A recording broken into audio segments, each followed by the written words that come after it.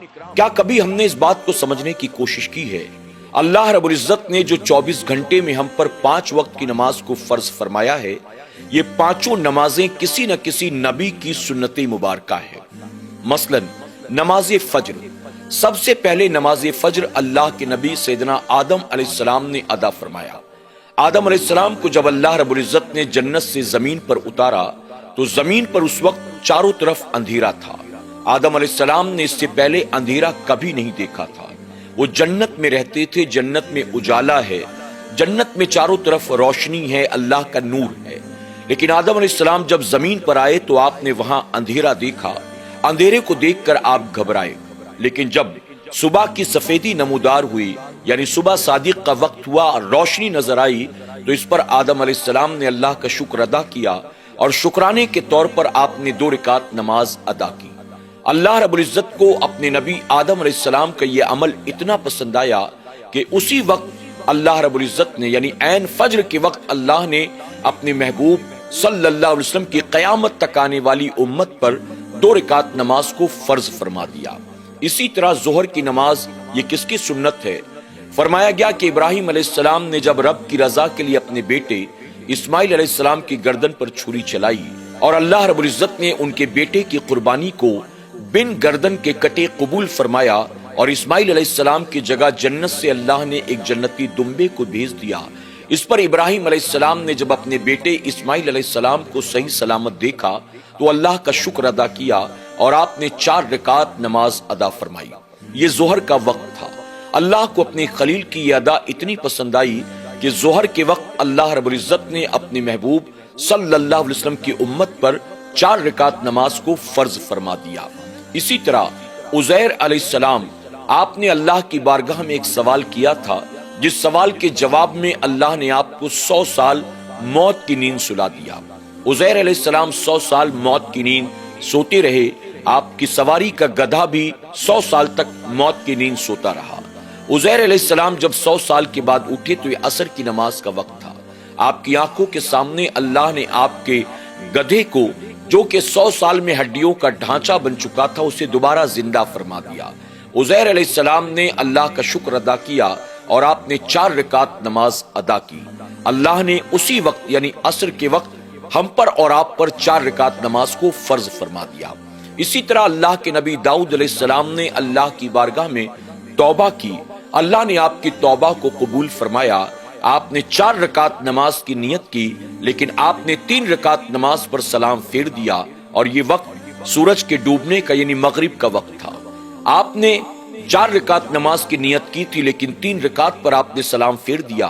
اللہ کو اپنے نبی کا یہ عمل اتنا پسند آیا کہ مغرب کے وقت اللہ رب العزت نے امت محمدیہ صلی اللہ علیہ وسلم پر 3 رکعت نماز کو فرض فرما دیا۔ نماز عشاء، یہ کسی اور کی نہیں بلکہ ہمارے اور آپ کے پیارے آقا جناب محمد رسول اللہ صلی اللہ علیہ وسلم کی سنت مبارکہ ہے کہ حضور اکرم صلی اللہ علیہ وسلم نے عشاء کے وقت 4 رکعت نماز فرض کو ادا کیا تھا۔ تو آپ کو یہ بات اچھی طرح سے سمجھ میں آ گئی ہوگی کہ یہ 5 وقت کی نمازیں کسی نہ کسی نبی کی سنت مبارکہ ہے۔ جب ہم نماز پنجگانہ کی پابندی کرتے ہیں تو فرائض کو ادا کرنے کے ساتھ ساتھ اللہ کے نبیوں کی سنت کو بھی ہم زندہ کر رہے ہیں، اللہ کے نبیوں کی سنت پر عمل کر رہے ہیں۔ ناظرین اکرام، اب آئیے ایک نماز کی بات کرتے ہیں، نماز فجر۔ آپ جانتے ہیں نماز فجر کے کتنے فضائل ہیں۔ حضور اکرم صلی اللہ علیہ وسلم نے فرمایا کہ جب مسلمان رات کو سوتا ہے تو شیطان اس کے سرہانے آ کر کھڑا ہو جاتا ہے۔ شیطان کبھی اس کا سر سہلاتا ہے، کبھی اس کا پیر دباتا ہے، یعنی وہ نماز فجر سے غافل کرنے کی پوری کوشش کرتا ہے۔ لیکن مسلمان جب شیطان کو جھٹک کر اپنے بستر سے اٹھتا ہے اور نماز فجر کو ادا کرتا ہے تو اللہ تعالیٰ اس کے اس عمل پر اس سے راضی ہو جاتا ہے۔ حضور اکرم صلی اللہ علیہ وسلم فرماتے ہیں کہ جو بندہ نماز فجر کو ادا کرتا ہے پھر دن بھر اس کے تمام کاموں کی ذمہ داری اللہ پر ہوتی ہے، اللہ اسے اپنا حفظ و امان بھی عطا فرماتا ہے اور اللہ اس کے کاموں کو آسان بھی فرماتا ہے۔ اب آپ سوچیں، جو نماز فجر ادا کرتا ہے وہ گویا اللہ کے ذمے ہو جاتا ہے، اور جو بندہ نماز فجر ادا نہیں کرتا وہ گویا اللہ کے ذمہ کرم سے باہر ہو جاتا ہے۔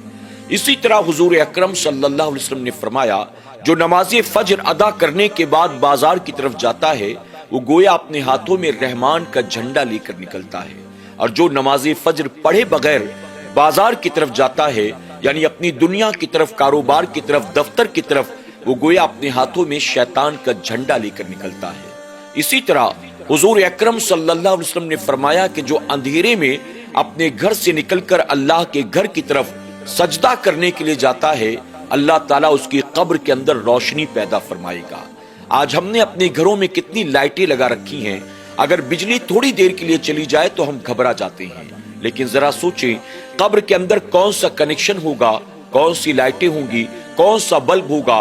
वहां तो उजाला उसकी कब्र में होगा जो अंधेरों में अपने घर से निकलकर अल्लाह के घर की तरफ जाता है और अल्लाह का सजदा अदा करता है। इसी तरह एक मकाम पर हुजूर अकरम सल्लल्लाहु अलैहि वसल्लम ने फरमाया कि फज्र के वक्त अल्लाह के फरिश्ते बंदे मोमिन की रोजी लेकर आया करते हैं, यानी जो नमाज फज्र अदा करता है अल्लाह के फरिश्ते उसको उसके हिस्से की रोजी देते हैं।